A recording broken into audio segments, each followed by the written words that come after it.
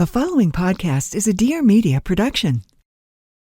Welcome back to another episode of Probably a Podcast, and thank you for being here.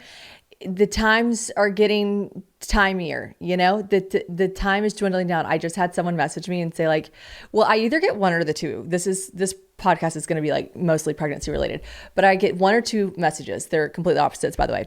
It's either I'm on baby watch, like, you know, like when are you gonna, oh wait, these messages are kind of the same, I guess. But people are like, I'm on baby watch, you must be due any day. I'm not, by the way. I'm not. It's not days. It's not days. It's weeks. It's weeks. Which I'm grateful for. Staying here, bake longer, baby. I need the time. But then I'll get messages that are like, girl, you have literally been pregnant for 84 years, which is just like one of the things that you just like can't say this. Maybe I said that to a pregnant person because maybe you think when you say that you're like, girl, I feel so bad for you. You feel like you've been pregnant forever. But to a pregnant person, it comes off like, what a burden that you've had to watch me be pregnant for so long. Like, ugh. Can you hurry up and not be pregnant anymore? Girl, I feel like you've been pregnant forever. That's how like my fucked up brain takes it. So I'm like, fuck you for saying that. Don't say I've been pregnant forever. Like you feel that way. How do you think I feel? Also, I saw this recent article saying that it's so hot outside in Tennessee right now that like a bunch of spiders are coming indoors because they like trying to find like a little bit of cool air. And here's the thing. Tennessee's already known for brown recluse, and I have seen so many spiders in my house, and I haven't ever for so long, but it's just like it's been so hot, and we get sprayed, and we have all these bug sprayer people that come monthly on time. I got, oh gosh, she's kicking so much. Sorry, y'all. I got these little sticky traps, which I swear by. I linked them on my Amazon if you guys want to check them out, but they're like the only thing that works, and I do feel bad because like, if you think about it, not that I feel bad for spiders, but like if you think about it, they get stuck on the sticky mat and then they probably just like slowly die of starvation. That sounds really fucked up, even for a spider. But boy, do they work. It is like the only thing. And I'm saying this because I'm literally staring at a spider trap and I'm like, I see 2 brown recluse in it right now, stuck. And I put them out yesterday. That's so crazy. Gosh, I hate spiders. I hate spiders. Okay. So this episode is going to be about basically, I made a choice early on in my pregnancy where I was like, you know what? I'm going to protect my peace. Actually, James and I talked so much about having kids before we had kids. I think that's really important in any relationship to like really make sure you're on the same page with a lot of stuff. Like we covered all the topics, like, you know, like parenting and our styles and what we want to do and what we don't want to do. We talk about these things all the time. We talk about them often. I'm sure they'll change a million more times. You know, you think you're going to do one thing one way, and then you actually become a parent and you do it the other way. And that's just life. That's life. That's what everyone says, or however that song goes. Anyways, sorry, Mr. Sinatra. Anyways, we had many, many discussions about many things. And one of the things I talked to James about was how I really want to start protecting my peace more online. It's a me thing. I think I'm not affected. Like people are always like, you just don't care what people think. I don't, but I do. You know what I mean? Like I don't, but I do. I definitely have thick skin. I definitely like am built for this job. I'm used to this job and all the things that come along with it. But certain things, and especially like medical related things, I really do think I let other people's opinions and thoughts and all of the energy they have from their experiences kind of like bleed into my life. And at the end of the day, like, I'm so thankful for the community I've built online. Oh my gosh, you guys, sorry. She's really moving in such a strange way sometimes. And I'm so thankful she moves. I always want to say that. I'm so thankful. But oh my gosh, it's really jarring at times. And I couldn't possibly ask Courtney to edit out every single oof. So just bear with me. And I guess I am probably just being dramatic, but like, it should be tight in there. Okay. I really do appreciate the community I've built because like sometimes you guys will message me and you'll be like, you have this. And I'm like, oh my gosh, yes. Like, okay, for instance, the gums thing, like my gums and my veneers, like those 2 gums that are so inflamed have gotten so much worse during pregnancy because you have more blood during pregnancy, your gums bleed more during pregnancy, blah, blah, blah, blah. It was a couple followers. Everyone was saying like a million different things, but a couple followers said this specific thing that it ended up being, which is that like, I'll spare you the boring details, but the like biological width of my veneer is invading this space, biological width of my tooth, something, there's not enough, whatever. That's it. That's what it is. And I have had gum surgeries to try to get this to go away and it hasn't gone. And now I know a fix. Now I can't do the fix until after I have a baby, which is fine, but sometimes I'm so thankful. I'm like, oh my God, you guys are geniuses. You're all doctors and nurses and smart people, and I love you. Or you just experienced that too. So you told me, and I love you. So I'm really thankful. But I decided early on with this pregnancy that I wouldn't share everything that was happening to me in the moment, because I wanted to protect my peace. I wanted to just like only have a couple voices coming at me, that of my doctor, that of my maybe close friends or family that I spoke to about it. So anyways, I did that. And I was so thankful because there were a few things that happened to me. Shocker. Something's always happened to me. There were a few things that happened to me that I was like, whoa, this is intense. And I didn't share. And I said so many times after not sharing and then getting through it, wow, I'm so glad that I didn't share that. But now, me being me, I'm going to share it. And someone actually just wrote into my DMs being like, I love that even when you say you're not going to share, you still do end up sharing. I'm like, I will. Guys, I could go on and on and on and on for probably about an hour about how much I love Vivrel, but we haven't the time. I have to get you guys just as jazzed as I am about a company that I seriously am not kidding. It's the best thing that ever existed in the world. It's called Vivrel. It is the first of its kind luxury accessories, members only club. It's providing members access to borrow designer handbags, jewelry, watches, and diamonds. And by members, I mean me and anyone that I can tell about Vivrel, because I'm literally like, this is the best thing to ever exist. And this is going to come from someone who just loves things. Me personally, I'm not afraid to admit it. I love designer things. They make me so happy, but I'm, this is a finance podcast. I'm trying to get better about spending all my money on purses that maybe might be a little trendy at the time. And I just, I need it. I got to have it for vacation. And then I'm like, don't I really need that? And so that's where Vivrel comes in, because members can treat the Vivrel closet like their own and borrow anything within their tier. It's literally like having a rich friend that lets you borrow whatever you want. It's amazing. And she's like, just return it whenever, babe. Like, there's literally no return dates. You can keep it as long as you want. It's iconic. So as long as you're within your Vivrel tier, you can just return it and swap items once a month, or keep items for as long as you want. And the craziest part is these memberships start at $45 a month. So the most popular is the Classique tier. It's like $119 a month, but like, think about how much a Chanel costs, okay? Like, you are getting so much bang for your buck. It's just so iconic. My mom is obsessed with Vivrel as well. I also think it makes a fantastic gift if you wanted to get that for someone for their like wedding gift, maybe for like 6 months of Vivrel, because they need a bunch of fabulous bags for events. I just think it's such a great thing. And there's no better time to sign up, because they have gotten so much inventory. Like, when I tell you, $1 million worth of inventory weekly comes in. It's incredible. They got brands like Hermes, Fendi, Saint Laurent, Dior, Chanel, so many more, literally anything you could want, and diamonds, jewelry. Like, it's crazy up in here. So if you guys want to use code probably to get 50% off your first month of membership, you can do that. And I use my own code. Like, I'm obsessed with Vivrel. Like I said, I could talk about this for another hour, but we got to keep it short and sweet. So go to www.vivrel.com and apply for membership today using code probably for 50% off 1 month membership, which, by the way, is such an iconic discount. Like, that's crazy. This code is also going to allow you to skip the Vivrel waitlist, because there is a waitlist, but with my code probably, you guys are going to be right to the top, okay? That's what I do. I get you guys to skip the line. So Vivrel.com, that's spelled Vivrelle.com. Use code probably for 50% off 1 month of membership. So the time is now. Let's go through some ailments that I have either overcome, or maybe I'm already currently in the process of, but I feel better about. I don't know.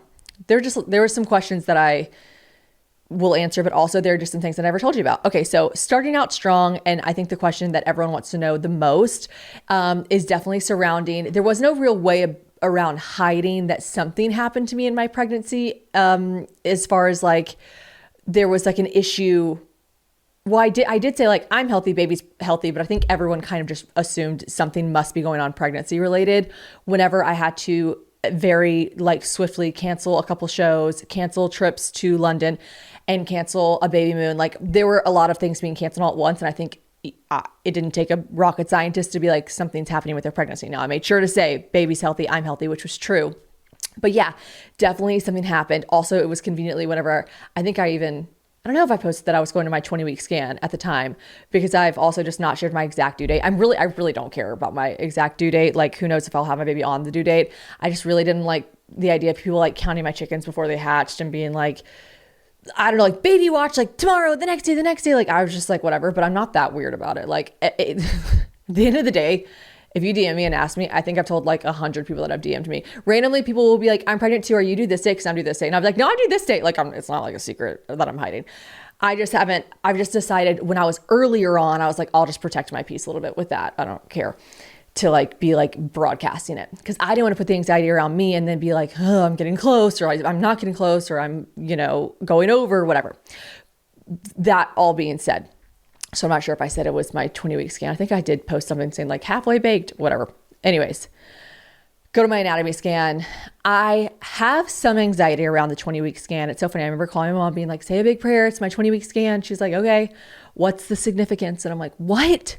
It's my anatomy scan. Like, it's a big deal. Like, it's where they take like 300 photos of every single thing in your baby's body and organ and spine and blah, blah, blah. And they tell you everything. And she's like, girl, we didn't have that. I was like, you didn't? I remember I called James's mom and she's like, no, we didn't have that. And I was like, that's crazy. Times have changed. So I'm very thankful for, the ability to be able to see all these things. And, whenever I was early on pregnancy, I did every genetic testing you could do. I am of the ilk of someone that wants to know ahead of time what she can know for and be prepared for. And I know some people are like, I just don't even want to know. I personally, I want to know everything. So was excited and nervous for the anatomy scan. Someone did ask that, like, were you anxious for your anatomy scan? Yeah. Like, I definitely was like, okay. Now I had felt fine. Everything about me was fine. I didn't have anything super weird going on. I had gotten over my nausea around 14 weeks. Like, I was having a nice second trimester. I got my energy back. Like, I was kind of like, this pregnancy's a sleigh.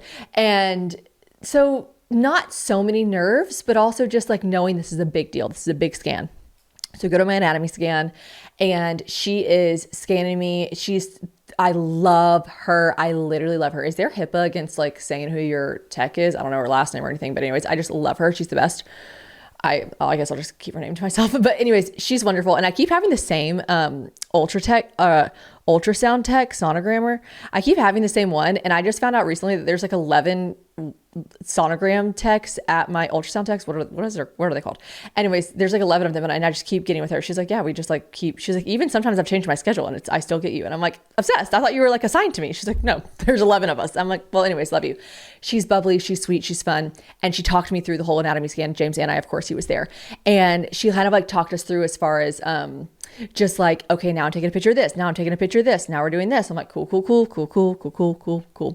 Now there was one point where she definitely, and you know how your scans are if you've been pregnant, they can't like tell you anything because technically they have to wait for their radiologist to look at it, the doctor to look at it, whatever, but she can walk you through what she's doing at the time.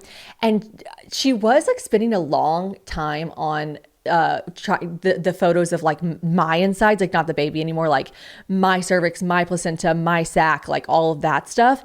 And so I did notice that. She was like, let me get one more. And I was like, do you want me to move? Is there a different position I can put myself in for you? She's like, no.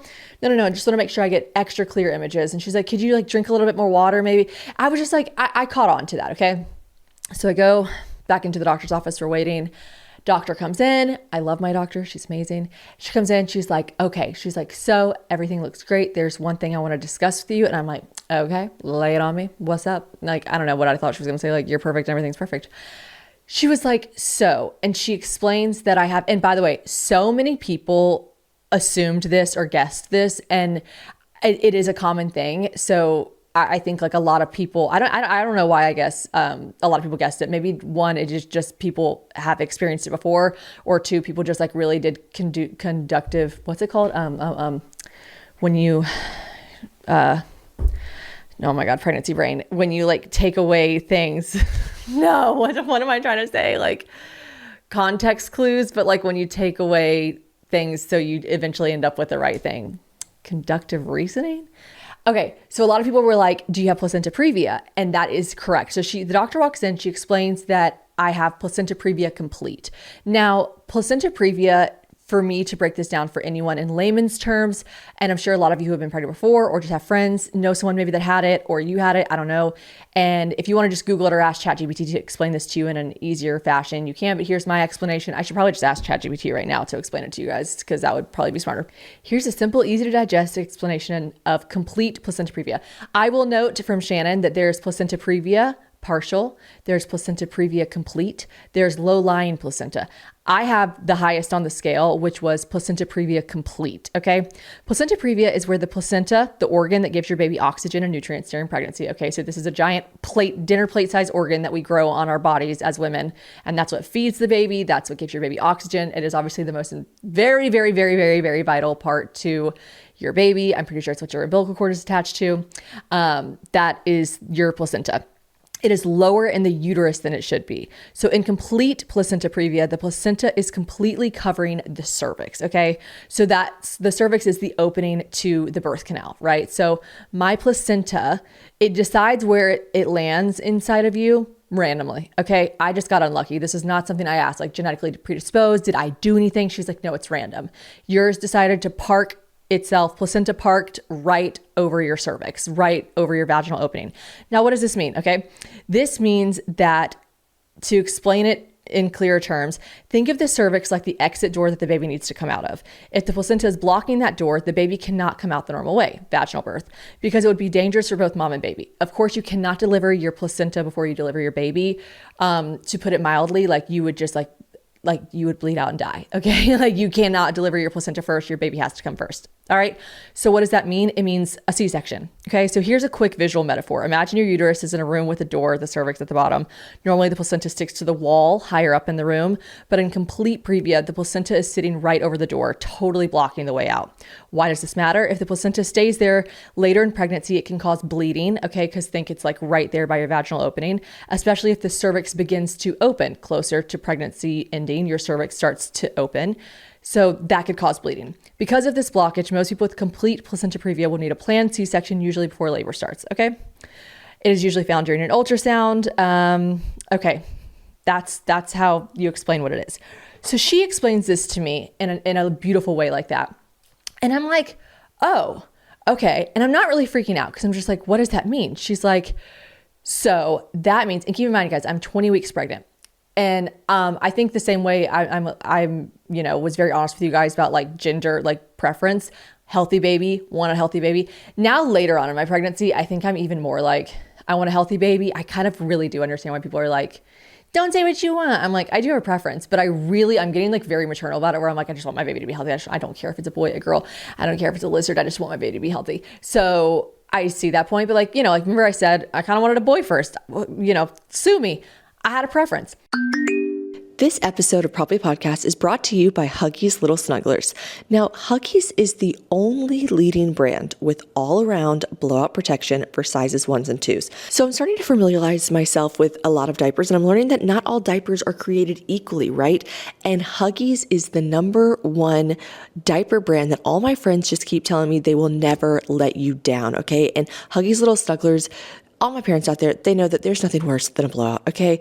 And I've got 3 goddaughters. I'm not just here to buy gifts and play dress up. I got in the thick of it. When they were little, I was changing these diapers, and I know what a blowout is, okay? I'm very familiar, and I'm also familiar that they don't have it at home. They do, of course they do, but they love to have them when you're on the road, when you're at, Target or Starbucks or on a plane or a train or an automobile. That's what they love. That's when they love to happen, when you don't need it to happen. So really, really, if you want to ease your blowout anxiety, I say stick with Huggies Little Snugglers, okay? Because you should not have to live your life worrying about how you're going to deal with the next inevitable blowout. And here's the craziest thing about it. Huggies Little Snugglers are up to 100% leak-proof, 100% with blowout protection in the front and back, because Lord knows they do not discriminate what side that blowout's coming from, on sizes 1 and 2. So you can feel confident relying on them for your little one.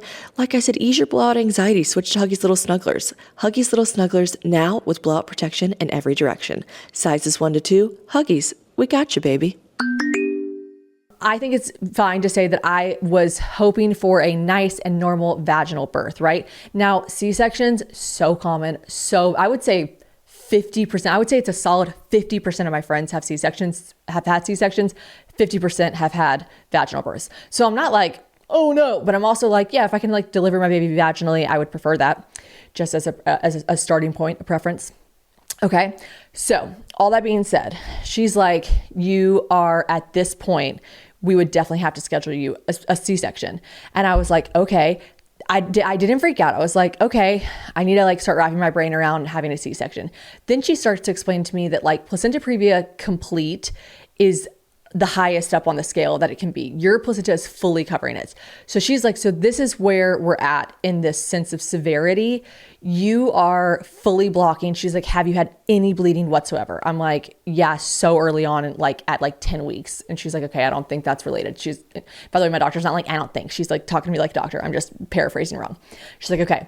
But I'm like, other than that, no bleeding, no anything. She's like, okay, that is the biggest risk. She's like, you are from this point forward put on immediate pelvic rest, complete pelvic rest. Me being me, I'm like, what the fuck does that mean? I have no idea. I'm sorry, I'm so out of breath too. She's like, so no jumping hard, no like jogging, basically anything that will be impactful. Think impact on the weight of your baby, like pushing down where my placenta could do something and cause a bleed. No sex, which I was like, oh no, sad face. But like, it actually is kind of crazy. Not that, James and I were fucking like rabbits or anything, but it is crazy when someone just says like, nothing can enter your vagina, to the point that like, I remember at one point I thought I had a yeast infection, and I oh my God, this podcast is so TMI, but like I went to go get I reached out to them and was like, yeah, should I do this or this? Like, I'll just get one of those little like suppository little like egg things that you put in your vagina. And they were like, no, nothing can go in your vagina. And I was like, what? Pelvic rest means absolutely not one single, and you guys know how big that little egg thingy is for yeast infections. It is so small. I was like, they're like, nothing can disrupt the inner vagina next to your cervix. No, we cannot risk a bleed, because I guess the scarcity is like, once you start bleeding, maybe you can't stop, or you need to get to a hospital very soon. All of the risks involved. If you guys want to look it up on your own time, it's a very like prominent risk at play here. Okay. And obviously, I'm a first-time mom. I'm first-time being pregnant. I'm not taking any risks that the doctor's not telling. She's telling me it's big risk. I'm believing her. Also, my doctor's not like a scare tactic kind of person. Like, there have been times where I've been like, I think I have this. What do you think? And she's like, look at me. I am not worried about this. And I'm like, okay. So her being like, this is serious, I was like, okay, this is serious. Now, she also told me, this is a common thing. She was like, when you have placenta previa complete, a bit more rare because it's complete, but she was like, it can resolve on its own. Now, here is what happens next. I'm like, okay, so C-section possibly. She's like, if it doesn't resolve on its own, she's like, here, you're going to come in at 20 weeks. You're going to come in at 28 weeks. I was like, 28 weeks? Why can't I come in every week until it's resolved? I am like, I want to start, because she's basically telling me like, as your stomach gets bigger, as your uterus gets bigger, your placenta gets bigger, as all these things start to grow, the placenta can move out of the way of your cervix. It can just start, like that metaphor said, it's supposed to hang on the top of the wall, not the exit door. It can start moving towards the top of the wall. And I'm like, okay, cool. Then let's check it every week. She's like, there's no point, because it's not going to move until your stomach gets significantly bigger, AKA like you got a while. And there's no point. You'll just be disappointed every week. And I'm like, horse shit. Like, let me see it every week. Now, that was something I had to really learn, the patience and the unknown, because the sooner I realized, like, I wanted to see progress, right? Now, I like immediately Googled it, and it's like, yeah. And I talked to a lot of people who were like, yeah, like now everyone I talked to had placenta previa partial. And so they were like, yeah, mine moved. And I was able to have a vaginal birth. And some people were like, yeah, mine moved. I had a vaginal birth until I didn't, and I got an emergency C-section anyways. And I'm like, love that. Okay, life happens. So all that being said, I'm like, I want to check on it every week. And she's like, there's no point. So I'm like, okay, so I wait, right? And I'm like, oh God, okay. I'm like waiting. I want to see this thing move. But then what she tells me in the hospital room, she was like, pelvic rest completely. I had a pelvic floor therapist. What is it called? A pelvic floor specialist therapist. I had someone that was doing pelvic floor work for me. Am I saying this right? Yeah, pelvic floor therapy.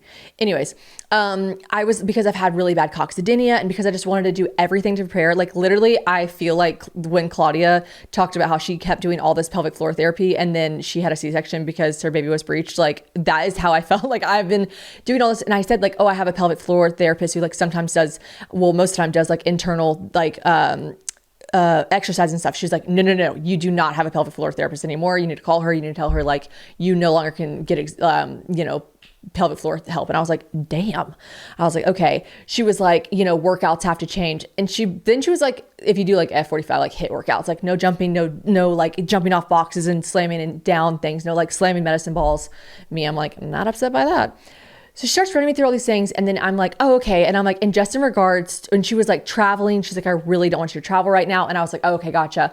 And then I go, just in regards to traveling, like I have a trip to London in 2 weeks. And she's like, or maybe it was like the next week. She's like, no, you don't have a trip to London. And I was like, oh, cause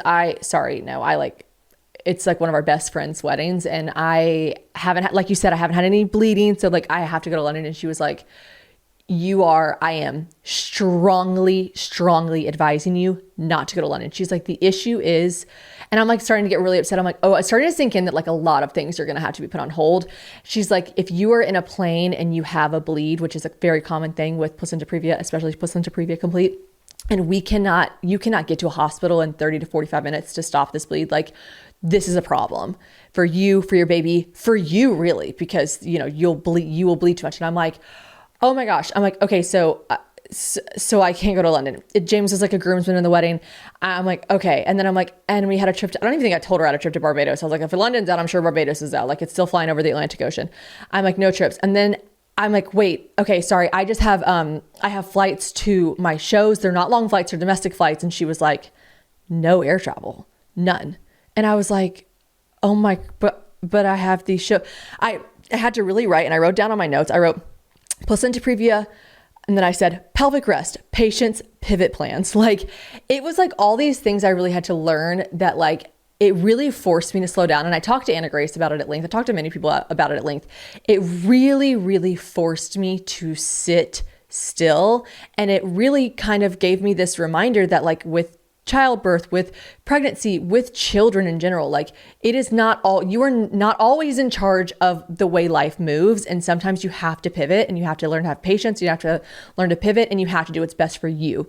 Like no more like, oh yeah, she said I couldn't do that, but I'm going to do it anyway. It's like, listen to your doctor, listen to your body, take care of, this is about something bigger than you now, Shannon. This is about this baby and it's about your health. And James was just like, he was so like, we have to listen to the doctor. We have to listen to what they say about this risk. Like we need to take this seriously. And I was like, okay. And it was also like really sweet. Like he loves me. He doesn't want me to die. That's sweet. Okay, thank God, and I really mean this, that my taste for coffee came back, because there was a while there in the first trimester where I wanted nothing to do with it, and coffee is literally my favorite thing in the entire world. But I wonder if my body was just kind of protecting me from all the caffeine, the jitters, etc. And what I wish I knew then, I wish I wanted to have on hand was Live Conscious Beyond Brew. I love this brand. It is amazing. So Live Conscious in general, their mission is to create simple, effective wellness solutions that's going to elevate your everyday life. And that's exactly what they do. And it's going to be at one conscious choice at a time. I'm always trying to make better conscious decisions, okay? And here's the thing about coffee. It could be doing a lot of things. It could be slowing down your metabolism. It could be making you really jittery and maybe a little bit anxious. And if you are like me and you want to replace that sugar with a zero sugar coffee alternative every once in a while. Now, sometimes I'm like, you know what? I really got to have my coffee. This is where Beyond Brew comes in. So Beyond Brew is amazing. It's basically packed with 6 powerful mushrooms like lion's manes, reishi, and it's got fiber in every serving, okay? And Beyond Brew is by the Live Conscious brand, which we know is just amazing. And it's designed to support gut health and immunity while delivering this like really calm, focused energy. So it's still going to give you this energy that coffee does, but without the jitters, without the crash. And here's the best part. So sometimes I'm like, you know what? I am being good. I'm just going to have my Beyond Brew today. That's it. I'm just going to do that. And sometimes I'm not going to lie to you guys, I still need the coffee. I still want the coffee. I still need the coffee, but now I just love Beyond Brew so much. The good news is you can do either. You can either add it to your coffee or you can drink it on its own. So it's going to give you both those options, which I love. And I've kind of decided to just kind of go 50-50, split it up. You know, sometimes I do Beyond Brew, sometimes I just put it in my coffee, sometimes I have it by itself. And you can do that, okay? You don't have to be a hero. So Beyond Brew offers more than just a caffeine fix, by the way, which I love. They've got so many yummy flavors. They've got vanilla latte. They've got caramel macchiato. I personally cannot get enough of the caramel macchiato. I think it tastes so good, especially when I add it to my coffee. It's just, it's such a treat, okay? But the main thing is you're going to say goodbye to those caffeine jitters. And sometimes that's just like not what you need. Maybe before a big, speech at your work, or you have some big day coming up, the last thing you need to do is be jittery and anxious. And I love that it kind of gives you that energy without the crash and jitters. So Live Conscious, by the way, just to put this in perspective, they have sold over 400,000 jars of Beyond Brew. Okay, so like, this stuff is good, and I might be 100,000 jars of that. I don't know. I really like this stuff. So if you guys want to try this out, visit liveconscious.com today and make the switch to a smarter sip with Beyond Brew. And you can use code probably to receive 15% off. So that's liveconscious.com, liveconscious.com. Use code probably and receive 15% off. So anyways, I had my shows 2 days later, 2 days after the anatomy scan. So as you guys know, I had to cancel my St. Louis and my Kansas City shows. I said, I will make it to Chicago, come hell or high water. I will find a way there that is not in the sky, because I will be doing these freaking filming the special. Thank God I got there. We made it work. But like, I also was just like so emotionally, even if there was a way, I think like I worked through in my brain, like driving to St. Louis was it the next day? I think it was the next day. It was either the next day or 48 hours later. Called Courtney, called my booking agent, called everyone, was like, I can't do this. Like, I cannot show up to those shows. I'm not mentally okay. I'm not there. I can't, all my coccydynia issues. I was like, I cannot travel for that long in the car. Like, I'm not okay. And they were like, okay, thank you for everyone who understood with the canceled shows. Like, I'm just so thankful for everyone's understanding. And also there's just been some incredible people behind the scenes at these shows who are like, had and understand complicated pregnancies and things that happen. And they were just like, we would literally never ask you to show up. And I'm like, love you. Thank you. So anyways, we got Chicago done. That special's coming out soon. Always plug. But that's basically what happens. And I go in for my 28 weeks and scan. I'm like going to these little, like, I went to a 3D ultrasound place, like a boutique place one time. And I was like, anything you see about my placenta? And she's like, I can't see any of that. She's like, no, we can't tell you that. I'm like, okay. Anyways, I go in for like my doctor's visit OB at 28 weeks. And the placenta previa has moved slightly. Like it's making progress. I'm like, this is great. She's like, yeah, you are, you're well on your way. It's moving slightly out of the way, but like, we still have ways to go. I'm like, okay. I go in for one more scan. I think I snuck my way into another scan because I had something else happen. What did I have happen that I needed them to check on? I don't remember, but I was like, can I get an ultrasound? And they were like, oh, none available. And I was like, please. Anyways, I want to say that this part first though, I decided to punish myself. I realized, so within those 8 weeks, so 2 months, I really made peace with C-section. I still have made peace with C-section because C-section could still happen to me, okay? Even though I don't have placenta previa complete anymore, the placenta has fully moved out of the way. Spoiler alert, I'm done, okay? Which is why, of course, I've been able to travel and fly and do all these things. But the positive, and when you can find a silver lining to things, that's amazing. I have such peace and understanding around C-sections that I would have never had before because I really, really deep dove on C-sections and what to expect, what to want. I talked to Claudia the whole time. Called all my friends that had really positive C-section experiences. And I just really made peace with it, which is comforting. Although obviously I would not want to be in a situation where I'm rushed into an emergency C-section. I know that can happen. My baby right now, currently, let's hope she stays where she's at. She's been head down for a while. So not looking like a breech baby so far. But she seems like she's head down, ready to go in a good manner. So I don't think I'll have to have a planned C-section, but obviously in birthing situations, you never know what's going to happen. And if I were to be told you have to have an emergency C-section without all the placenta previa stuff that happened before, I think I would have been like, what? Like I'm sure a lot of people experience, but I'd also of course be like, get me in the emergency C-section. But any emergency surgery surrounding your birth after having tried to give birth vaginally, I imagine that's a scary thing. I have such peace around it. Whatever will happen to me, of course, I don't want to try to hopefully I'm not laboring for a million hours and then rush into an emergency section. That would not be ideal. And I know it happens to a lot of people, but I have such an understanding and peace and really just knowledge about C-section that I would have never taken the time, had the energy or cared enough to do. So that's a silver lining of having all this happen. So anyways, she's like, you've made progress. I go for another scan a little bit after 28 weeks. And she's like, you've moved from placenta previa complete to placenta previa partial.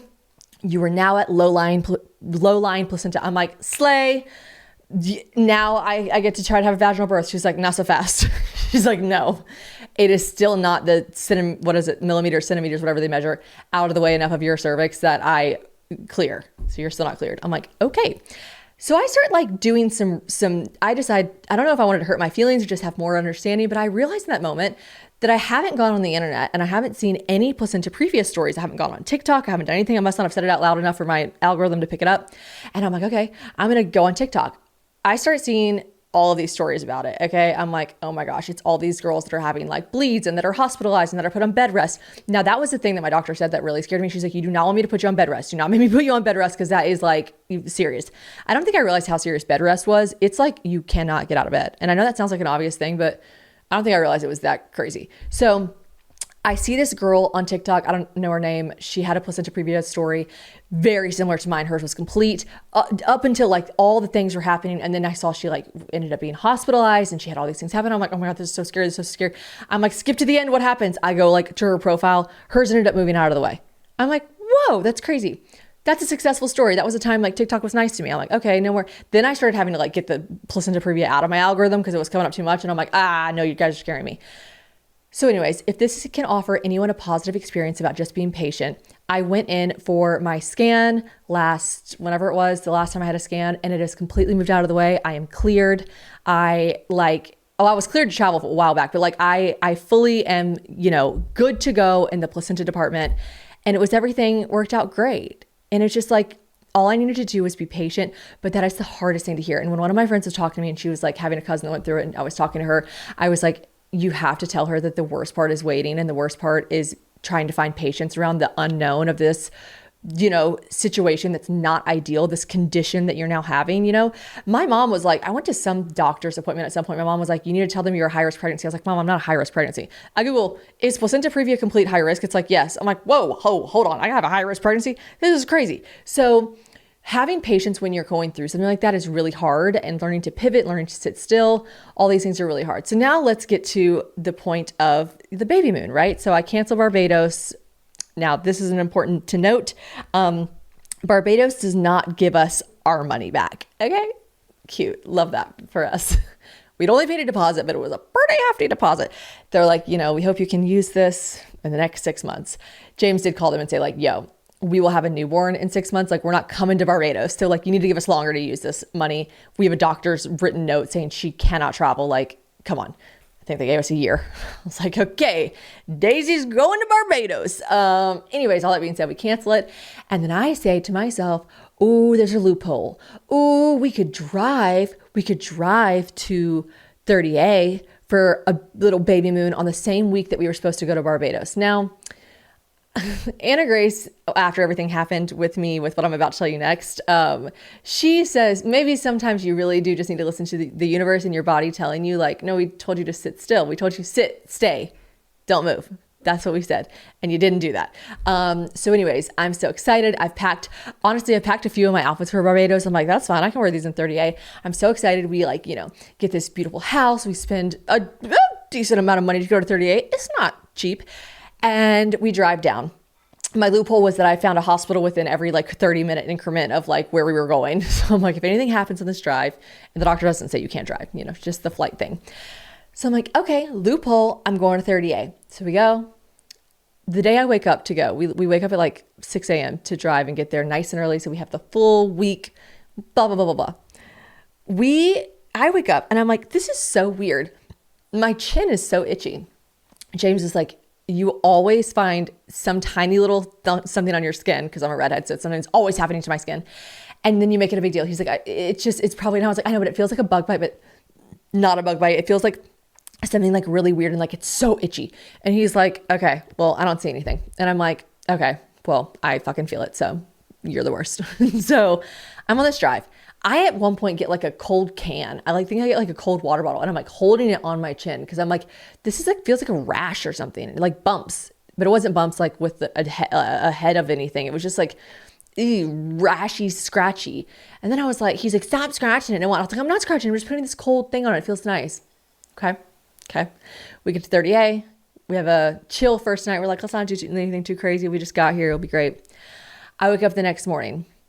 This mark on my chin has spread to my starting to move across underneath my chin, and it's starting to move underneath to the other side of my chin and up my chin a little bit, and it is itchy like you cannot possibly believe. I'm talking like I cannot think of another time I itched this hard other than the dreaded scabies outbreak, okay?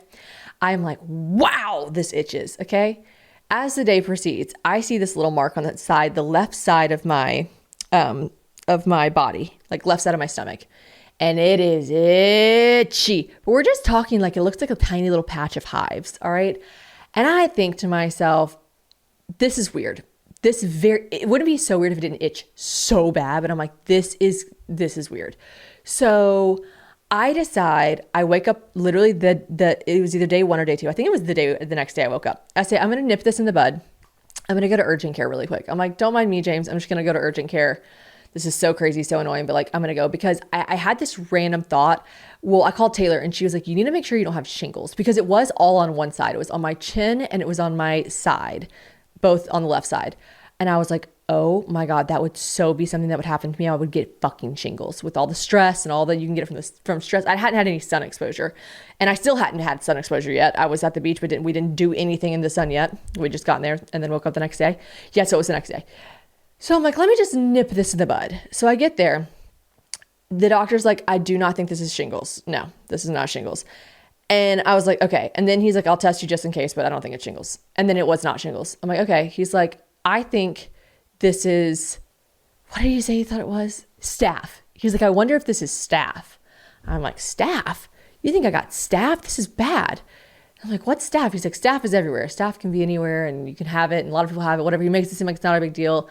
He's like, you need to monitor it. And I'm going to get you on an antibiotic or something. I can't remember. I'm going to mess these stories up because this was such a dark time for me. And I got told I had 18 different things by 18 different doctors. And I got put on all these different medicines. Thank God. After the giant face, lip, mouth thing, I was like, I am not taking steroids. I am not taking antibiotics. I don't need to. I got on I think I took the antibiotic for a day and a half before I was like, I don't think I need to be on this. Anyways, I'm like, okay. Doc says I might have staph. Yucky. But shit. Ugh. Maybe he's wrong though. And maybe it's just going to go away. Because he also was like, you're pregnant. Here's the kicker. You're that pregnant. They can't do anything. They can't give you anything. They can't nip it in the bud with a little steroid shot. They're like, oh, you're super pregnant. There's nothing we can do. And I'm like, perfect. Okay. I know you guys are going to roll your eyes when I say this because I don't have a bébé yet and I'm just, I'm on the beginning steps of growing my family, but I still already experience something that I'm sure moms all over the world experience. And that's the dinner dread. Okay. And if you want to know what dinner dread is, that's going to be that anxiety inducing feeling that one experiences when they're trying to decide what to eat for dinner or to make for dinner each night. And having such a lack of energy in this final days of my pregnancy, I can promise you my dinner dread, while I might not be feeding a family of 5 yet, it's there. Okay. It's there. It's beginning around 4 p.m. And you know what? It can hit at any time. It can hit at any time. And dinner dread grows and grows until it's ultimately solved, which is where Stouffer's comes in. They're the relief. They're the solution, honey. We love Stouffer's around here because anytime that I'm like, what are we going to do for dinner? I don't want to make a decision. James doesn't want to make a decision. Stouffer's to the rescue. And we really just love Stouffer's in general because one, they're just always going to be good. They're never not going to be good. They are consistent. They always have been. I grew up with Stouffer's. I love Stouffer's so much, but Stouffer's as an adult now, it just feels like home. It feels like something I should always be eating. And mostly because they have such a diverse selection of meals. So they got your classics, right? Like lasagna, that's always a go-to for me. Lasagna, just so nice and easy. They got your mac and cheese, but now they have these really cool, air fryer entrees and sides. Very innovative. Stouffer's very innovative. So they're going to have these really convenient, satisfying options whenever you need them. But if you want them in a jiffy, just pop them in the air fryer. So then your dinner dread's really going away. So you guys, when the clock strikes dinner, think Stouffer's because Stouffer's has your favorite tasting meal right when you need it. And you know where to find Stouffer's. You can find Stouffer's in the freezer aisle today. Stouffer's, my favorite, so yummy, so delicious. Find Stouffer's in the freezer aisle today. Oh, and here's the biggest kicker of them all. It was, what was it? Labor Day? No, that's in September. What was the Memorial Day weekend? So that's why I went to urgent care because I was like, I don't want to be in a situation where it's the holiday weekend and I can't talk to my doctor. So I'm reaching out to my OB. They're like, go to urgent care before the holiday weekend, see what you have. I'm like, they think I have staph. They say it's not shingles. She's like, okay. I was like, they tested it. It's not shingles, but they think it might be staph. She's like, okay. So then I wake up. I'm so sorry. The camera died on this and I don't remember where I was, but I said I'm so itchy. I was so itchy. I woke up. I was just like, I was just like miserable all night. Couldn't sleep all night. Was so miserable. Woke up. This rash has spread now to the right side of my face. It is completely all over my eye. It is swollen my eye shut. It is on my nose. It is covering my face. And I shared a photo on my Instagram. Horrible. I look like Frankenstein. And it is now moving from my side and wrapping all the way around my back. It is so itchy. I cannot put into words how fucking itchy this is, to the point that I do start thinking like, is this poison ivy? Like, what is this? What is this? Okay. I go back to urgent care immediately. I go to urgent care. I'm like, I check in the way I normally check in. There's actually a long wait. And oh my God, the nurse was so nice. The nurse was like, I remember you from yesterday. She was like, you were just here yesterday. She was like, did you not? Because I think they had also tested me for cold sores or something. Oh, I think I had said to her, like, maybe I just want to make sure, like, I get cold sores really bad. Like, is this a cold sore on my face and my, like, side? She lets me skip the line. She's like, the doctor wants to see you really quick because we just saw that you checked in and we just saw that you were literally just here yesterday and we thought we, solved it. We put you on an antibiotic. I walk in. He's like, that is nothing that I think it was before. And I do not have the proper things to test you here. I want you to go to the emergency room right now. I sent pictures to my OB. My OB's like, go to the emergency room right now. You guys, I need you to know I am in Destin, motherfucking Florida. And that is not any shade to anyone. I'm just saying, like, all these things you don't want to have when you're not home. And also I'm like, what kind of emergency room am I about to go to where there's like firework accidents and people like, am I about to see the men of Florida in this emergency room? What's going on? I go to the emergency room. Okay. I call James. By the way, this is our vacation. Like, I have literally just been like hiding under sunglasses and hats because my face is so crazy. Like, I'm trying to do everything. Like, actually, I think I had to post an ad for Fashion Pass. If you go back to my Instagram, like, I've never edited a photo so much in my entire life. Like, oh my God, I put like a filter from 2010 on it. I'm wearing sunglasses. I'm wearing a hat. I'm like wearing like anything to cover up the rash. And because I'm like, listen, she's contractually obligated to do this. I am so upset. I'm so sad. I'm so itchy. I'm so miserable in my own body. I can't stop scratching. I can't stop itching. Everything sucks. Everything's swelling my face shut. My eyes are swollen shut and the rash is so painful. And every doctor's like, we don't know. Rashes are hard. We don't know. I go to the emergency room. I mean, it's just getting worse and worse. Okay. I go, he's like, I'll test you for everything, but none of the spots, by the way, were blistering. Nothing. I've never been more mad that something wasn't oozing. Everyone kept telling me like, we can't test you for anything because this rash is not blistering. It's not creating a substance for us to test. It is, as of right now, just a really horrible rash. And I'm just like, when you don't have answers, listen, I was less upset about the placenta previa complete because I had all the answers and all the stats and all the things I could do and couldn't do and what I knew and what I didn't know. Oh my God. This was so frustrating in any element of life, but especially pregnancy, when someone can't tell you what's wrong. It is infuriating. And so I'm just like, this doctor, sweet doctor at the emergency room in Florida, he's just like, rashes are tough. And I'm like, that's your answer. Rashes are tough. Also, I'm like, I know I'm not about to pay this emergency room bill and he's just going to be like, rashes are hard. I'm like, can you scrape? Like whenever I had those, the horrible, like cold sores, all that stuff, they were able to like take a sample. I'm like, can you take a sample of this and like test it? He's like, no, because nothing is oozing anything. Like nothing is blistered, nothing is pussing, nothing is doing anything. Like we can't just test a rash. We have to like try to break down process of elimination. That's what I was trying to think of earlier. Process of fucking elimination. Those are the words I was looking for earlier. Process of elimination, to think like, have you touched anything? Have you been near anything? Have you been in the sun? Have you this? Have you that? None of it. Now I have come to my own conclusion, and every single person I tell this to in my life thinks I'm fucking crazy. I think I got poison ivy from the gas station. I pumped gas. I never pump my own gas. I hate pumping my own gas. James knows this. I went to the gas station. I pumped my own gas. I'm wondering, it was the night before the trip. I like pumped a bunch of gas. Actually, I pumped gas to put in Taylor's car. That's what it was. I borrowed her car and I pumped gas because I was like being a good friend and put gas in her car. And I was like, I wonder if someone like a landscaper had like poison ivy oil all over their hands, used the gas pump, and then I used it, and then I touched my face. Like that's just like what I've decided to give myself some sort of like peace. Everyone in my DMs after I posted the picture was like, maybe you have this, maybe you have this. I went to so many doctors, emergency room, urgent care, OB, dermatologist. Everyone basically just said, you got a horrible rash and like, we don't know what it is. I was putting Benadryl. So the emergency room, all they could do.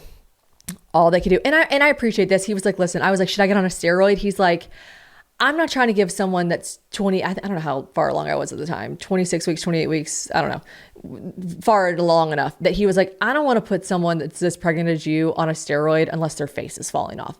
And for someone who was put on a steroid, and I think it did more harm than good whenever I had all my like hematoma and cold sore shit, I appreciate that. I really do appreciate a doctor not just like throwing steroids at someone, although I would have taken them. He gives me a like mega dose shot of Benadryl, okay? I literally wanted to fall asleep like on the car ride home. I was like, whoa. It was so much Benadryl. I wake up. It is not better. Okay. It's really not better. It slowly starts to get better. I want to say 5 days later, you guys, like I never one time looked normal or like was able to like I went in the ocean every day hoping like the salt water would help it. But every single day I was just miserable because I didn't want to get it anywhere near the sun. I wasn't sure how the sun would react with it. I was just taking, sorry, she's kicking so much. I was just taking copious amounts of Benadryl, as much as my OB was allowing me to take. And she was just like sending me pictures every day. And I was like, okay. And like, it just sucked. It was just horrible. It was so itchy. I had put like, I would sleep with calamine lotion. I would like just like say over and over and over again, like you're an adult, don't scratch, you're an adult, don't itch. You're an adult, please don't itch, please don't itch, please don't itch. It definitely, the only thing that makes me think it wasn't poison ivy was it was not contagious. Me and James touched me, I touched him. We slept together every single night. We never stopped doing anything. I mean, we were not like fornicating, but also I was on pelvic rest. But like, we weren't like, smushing and cuddling up against each other. But if I had poison ivy, he would have gotten it. Or if I had something really contagious, he would have gotten it. Anyways, it just slowly went away, but the redness from the rash stayed, you guys, for a month. It was a full month after this whole ordeal happened that I was taking a picture of myself either in a bikini or something, and you could still see the outline. I remember because the outline of the rash weirdly looked like a shark. I can't explain it. Guys, I know I've said this before, but I'll say it again. I'd be sweating at night, okay? I've reached that level of pregnancy where it's just hot. And we sleep with our house so cold, yet I am still sweating. So it is very important that I have sheets that are breathable, okay? James is all about cotton. He wants everything to be cotton. Well, guess what? With Boll & Branch, you've got breathable sheets that are free from toxins with the finest 100% organic cotton. They feel buttery soft. Okay. And here's the crazy thing about them. They legit get softer with every wash. And I'm not kidding. Like tried and true. I've had these sheets for so long. And the more you wash them, they're like other sheets you just eventually have to like get rid of. No, these are getting better and better with every wash. Also comes with a 30-night worry-free guarantee. So, you can wash them, style them, see how you like them. And if you don't feel what I'm feeling, you can send them back, but you're not going to because they are amazing. They come in so many different colors, so many different sizes, anything for your style. I just love them so much. If you want to up-level yourself at all with your sleep, which I just really feel like you should, these have this cooling comfort to them as well, which is just so amazing. They're ultra crisp. They've got this like special cooling weave. I don't even know how they do it, but you will not sleep hot, okay? You just will not. And most importantly, what Boll & Branch does is they are ethically crafted by expert artisans that earn fair wages. And I love a company that's doing right by their people. It is just amazing. You can feel the quality immediately. You will sleep better. Trust me, there's nothing better than crawling into your sheets and just feeling like, wow, this was worth every bit of it. Also, I've got a discount for you. Okay, so get the best savings of the season during Boll & Branch's annual summer event.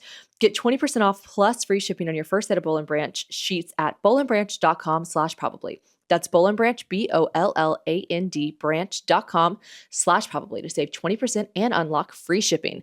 Limited time only, exclusions apply. Anyways, that mark was on my side for a full month afterwards. Now, not itchy, not rash anymore, but like the redness stayed for so long that I was like, did I get scarred? It's just crazy. Like the redness was on my eye for forever. It was so crazy. And you know what? Everyone just came to the conclusion. And when I went and saw my OB finally later on at an OB appointment, everyone was just kind of like, rashes are hard. And I'm like, rashes are hard. Rashes are hard. Rashes are hard. That's your fucking answer. Rashes are hard. So yeah, I still have no answers for that, but that happened to me. Okay. Something else that's really strange that happened to me now 3 separate times. And it's only been when I've sat for a long period of time. So I'd have to like Like not even like this podcast. It'd have to be for like, it happened when I went to South Carolina. It happened whenever we flew to Barbados. It happened when I was driving on tour during this pregnancy. I am getting, they go away and they don't come to the surface. They're just like under the skin. Blood is like pulling into like little dots, like little blood dots on the underneath of my ass cheeks. I randomly saw it. Poor Courtney. I like made Courtney take a picture of my ass cheeks on tour because I was like, what is that? And she's like, but you touch it, it would be flat. And I'm like, what the fuck is that? And then it went away in 3 days, 2 days even. We go to fly to Barbados. I put my little bikini on. I'm like, I'm so cute. I'm laying in bed. James is like, what's on your butt? I'm like, what? Take a picture. I can't see. I can barely see anything with this big belly. He takes a picture. I'm like, that's what I have when I was on tour. It must be from sitting for a long period of time. So then I'm like, ChatGPT, she's my girl. She's my homie. She's like telling me everything. She's like, yeah. Like the amount of extra blood you have in your body mixed with just sitting for long periods of time. Like we had to sit on the plane for so long. And I sat in the car driving to South Carolina into these road stops on tour. Like the blood is pulling in dots on your butt. I'm like, what? And I cannot stress this part enough. The fuck is wrong with like just all the things being pregnant? It's crazy. It's crazy. That is weird and gross, but it like goes away within like a day or two. So there's that. Advocating for yourself. I wrote that down because there was a time where I got really, really itchy and I figured it was just my stomach stretching. This is recently. And I had enough of you. I deleted the story. I was like, you didn't protect your peace. You didn't protect your peace. But this one I kind of appreciated because I posted like, I'm at the stage of pregnancy where my stomach is stretching so much that I am like ripping my stomach apart in the middle of the night, not even knowing it. Like I'm so fucking itchy. I wake up assuming there's going to be another rash. Also I have PTSD from this rash gate. And I'm like, there's no rash. There's nothing there. I'm assuming there's a bug bite. There's a rash. Nothing's there. I'm like, I'm so itchy. And then someone messaged me, do your hands and your palms itch? I'm like, no. Then everyone's asking, hands and palms itch? Hands and palms itch? No. Everyone's like, are you really itchy only at night? I'm like, yes. And then someone told me, I'm going to mess up the word. It's some word that basically is something that can happen to you. And the symptom is like itchy palms and feet and like a really itchy body. And it's a condition that I can't remember what it is. It's like where your liver's not detoxing correctly, bile in your liver or something. I don't know. But if you have it, you need to deliver early. And I'm like, whoa. And I messaged this person because I'm like, I cannot ask my doctor this. Like my doctor's going to be like, you do not have that. Don't listen to the internet. Don't listen to ChatGPT. Don't listen to Google. Like you don't have that. And I'm like convinced that like my doctor is going to be like, oh, first time mom, here we go. And then like Taylor always reminds me like, you got to advocate for yourself. And you also like, we don't live in a country with free healthcare. You pay for this. Like you are paying for this healthcare. If you want to get a test done or you want to get a test run, go ask for it and get it. And I'm like, so true. And then this sweet angel messaged me saying the same thing. Like you should make sure you don't have blah, blah, blah. And I was like, I wrote back to her. I was like, I've seen a couple people say this. I deleted the story, I think after like 10 minutes. Cause I was like, everyone was sending me too many things. I was like, I'm not protecting my peace. But I messaged this girl back. I was like, how did you know you had this? She was like, well, I was really itchy. I Googled it. I got scared myself. I was a first time mom. And I decided to message my doctor and say like, I want to be tested for this. Cause it's just a blood test is how you would get it. I get so much blood taken during this pregnancy. I'm like, take more. I don't care. She's like, it's a simple blood test to check the levels of your liver or whatever. And she was like, my doctor actually did say to me, like, you don't have that. Like, I do not think you have that. I think your stomach skin is stretching and you're just itchy. Like you're fine. She goes, I got a call from my doctor who was like, hi, yes, you actually have that. And we need to have you deliver now at 37 weeks or 36 weeks or whatever it was. And that was like enough for me to be like, you know what? I'm listening to this girl and I'm listening to Taylor and I'm advocating for myself and I'm not going to ask or be like, I'm so sorry. I know you probably think I'm crazy. I'm going to send a little message in the portal that says, hi, I'm experiencing this. I worry that it might be this. I'd like to get my blood drawn for this. Thinking that they were going to push back. Girl, they were back right away. They're like, we want you to get your blood tested for that like today. Can you come in today? And I was like, oh shit. Okay. Like advocate for yourself. But also they're like, yeah, if you think you have that, like come get your blood tested today. So I was like, okay, got my blood tested. I don't have that. I must have just had a stretchy, itchy stomach. But anyways, I think there's something to be said for like, I don't know if you're like, you guys might be like, whatever. I just messaged my doctor and say how I feel. But like, I feel such stress around like, my doctor being like, you're crazy. And my doctor's so not like that, by the way. None of the nurses are, but I just am so aware that I am this like overly conscious first time mom. And I'm just like, oh, they're going to be like this girl. But no, like if you feel something and you want to get something done, like advocate for yourself and say something and do it. Like we have to look out for ourselves. So I did get tested for that and it wasn't that. So I'm glad. So that was healthy. What else did I say? I said she's head down. She's been head down for a while now, which is great. It's great just because I'd like her to stay that way. It's not great because her feet kick into my ribs, which is not great. Coccydynia has never been worse. Like, it is truly, truly so painful. I am praying that I'm the kind of person that the coccydynia goes away after birth, because I didn't have it before pregnancy. It's pregnancy induced coccydynia. I would not wish this on anyone. Okay, there's a couple people I could actually think of that I would wish it on, but like, it's horrible. Okay, sleeping has gotten hard. Luckily, I did straight up ask my doctor, like, yo, what are your thoughts on Unisom? She's like, girl, Unisom, take it if you want to. I'm like, okay. So I'm like, you know, I would say maybe once a week I take half a Unisom tablet, because it just like really just helps me sleep, which I'm really grateful for. I have down, kick counting. I did not realize that people count their kicks, or that's like, there's like a world of people that like, I feel her move all the time, like totally all the time. So that's all I base it off of. But I didn't realize that there are people that like, you kind of get like into your later weeks. And I lost that anxiety I had from my first trimester, where I was like, time is moving so slow. I want time to move faster. I want to be more pregnant. I want to be further along, so I know everything's okay. You get to that like point of viability in your pregnancy. So like, I'm almost in my head, I'm like, I'm Superwoman. Nothing could happen. Like, I'm too far along. And then you like hear of some horrible thing that happened to someone when they were really far along, and you're like, oh my God, I had no idea.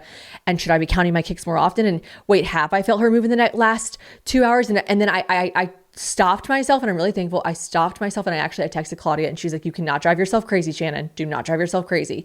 And I was like, okay. And I have to put the anxiety at bay, and I have to relax. So I have decided, and someone messaged me and was like, is kick counting like giving you anxiety?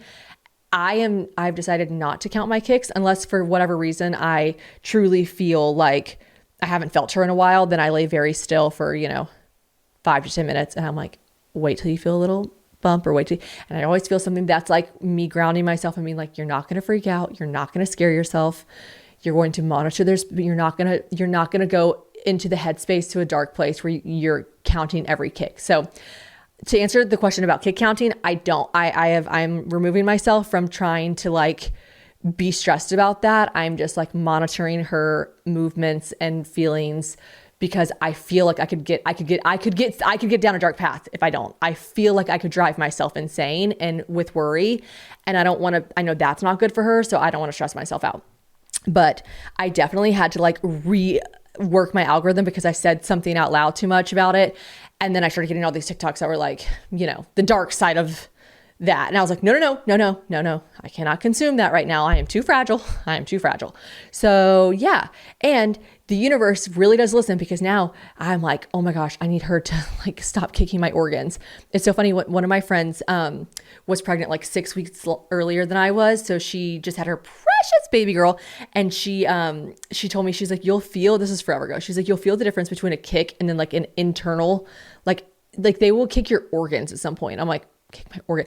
I can tell you when she kicks something that like hits an organ. I'm like, and then now I can like, if I lay on the couch for too long at a certain way, I can like feel her like limbs, like I swear, like go underneath my right ribs, always in my right ribs. And I have to like physically get up and stand up to like get her down, like further down. I'm like, you got to get that out of my rib. Like that's crazy. So anyways, I'm feeling very blessed that I feel her a ton, whether it's in the ribs or the organs or not. I am blessed and happy to be feeling her regardless. What else did I put in my notes?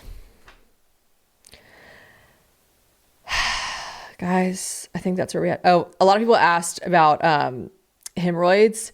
Yeah, they've acted up like once, and I have this like tincture. I'll have to like link it. I think I found it on Amazon. I've had it for like over 2 years, where I was like, oh no, like I got constipation's kind of coming and going, but then again, like so is diarrhea. Like it's all kind of just all over the shop. I can't keep up with it, but my hemorrhoids have not giving me too much struggle during the pregnancy. Now birth, I literally am so scared.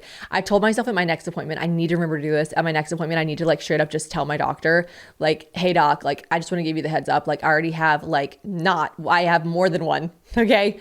And so like, just know that things might get a little crazy down there. And I also wondered, like, could she just fucking do something while she's in there, while she's sewing me up? Can she do something on my butt? I don't know. This is TMI.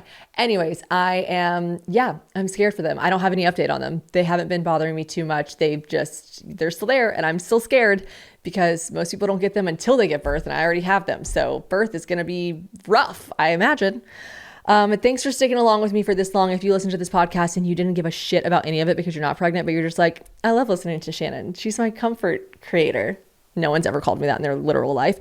I love you. And thanks for sticking by me. I listen to The Toast and I listen to them recap Love Island, and I've never seen a single day of it, but I'm just like, I love them. So listen to it. So maybe if I'm that for you, that makes me so happy, and I love you so much. Thanks for tuning in to another episode of Probably a Podcast, probably a pregnancy podcast. I'm sweating my dick off. I gotta go. Love you guys so much. My camera only died one time. Courtney, are you proud of me? Love ya. Bye. Bye. Bye. Bye. Bye. Bye. Bye. Ow, my coccydynia.